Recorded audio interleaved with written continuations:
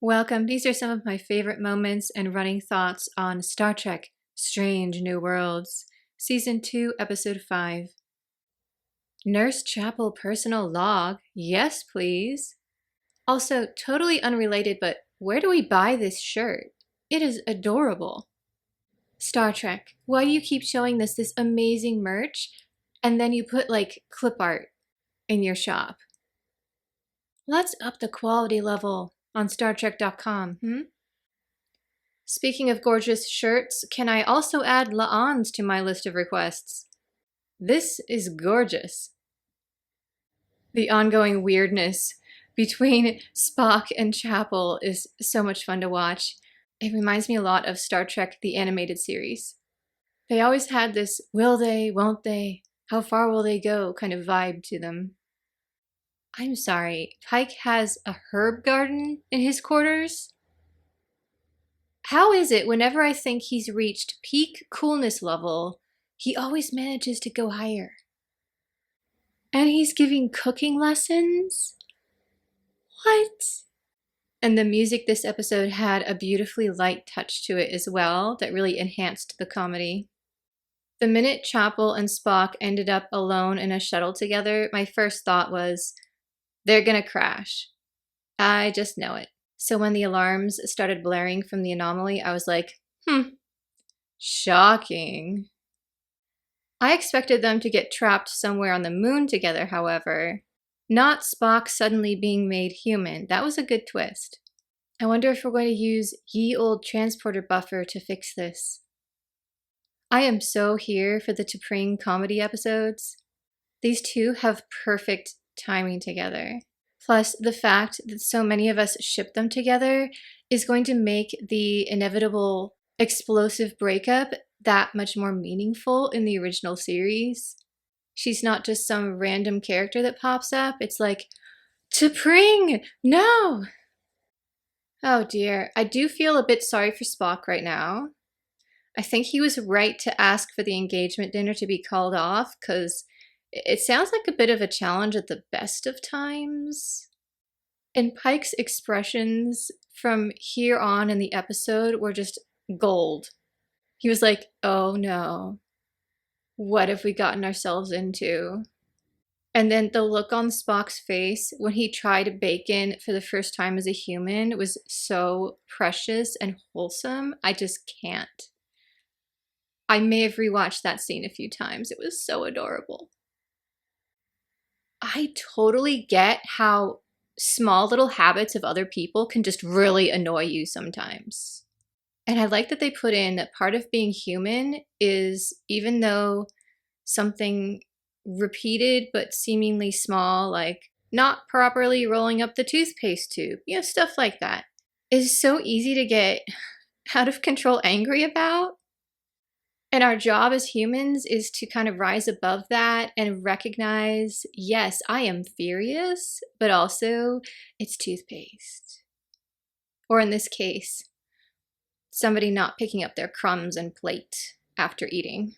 It was such a relatable scene because we've all been there on both sides of it, honestly. I'm almost 40 and I still have trouble with this. I think all of us do. So watching Spock struggle through it and just losing it, I'm gonna break you. Yeah, I get it, Spock. I so do. Amanda was looking fetch this episode. What a lovely, unexpected surprise. Also, I need this cosplay yesterday. It was so cute how Pike was trying to cover for him. Spock walking in with that little hat, and she's all, why are you wearing a hat? It's part of the uniform. And Pike's like, yeah, I have a hat too. And Amanda's just like, now I'm more suspicious. It was intriguing to hear more about the nuances of Vulcan marriage contracts and ceremonies as well, how delicately balanced they are, and how even though T'Pring really likes Spock, she realizes one wrong misstep in this courtship ritual and they're both done. I was dying laughing during the scenes when his friends were all chipping in to teach him how to be his old self. Ortega's with the, "Notice how I move my eyebrow, but no other muscles in my face," was probably the best one. I think my favorite part of this episode was just seeing the crew on their off time, eating hamburgers, having drinks, telling jokes. Most of the time, there's some kind of big story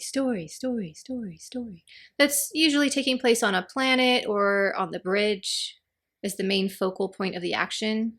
But this episode, I would say the main focus was the dining hall, the recreation rooms. So I really loved that little change of pace, getting to see different parts of the Enterprise utilized more fully. T'Pring always looks spectacular. She was slaying it this episode. Plus, she's used to all the shenanigans that Spock and the crew get into. I don't think it'll be a problem to tell her. She'll be like, "Not again." And then he didn't tell her. I know he was trying to be thoughtful. He saw how, well, Vulcans don't exactly get upset, but as close to a Vulcan does get to being overwhelmed and stressed about her mother. And he was like, "I don't want to add to it, la la la." And I was sitting there yelling at the screen, "Spock, just be honest with her." And as a result, of course, she's on his side. She was trying to give him hints, but she couldn't really support him because she didn't know what was going on. Like, he was trying to stall by going, "Hey, let's all eat some food." And T'Pring was like, "I'm not really hungry." If he had told her, she could have been like, "I am starving. Let us just sit down for an hour."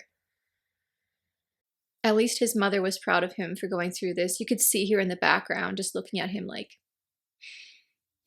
"I'm so proud of you, Spock. You're doing a great job."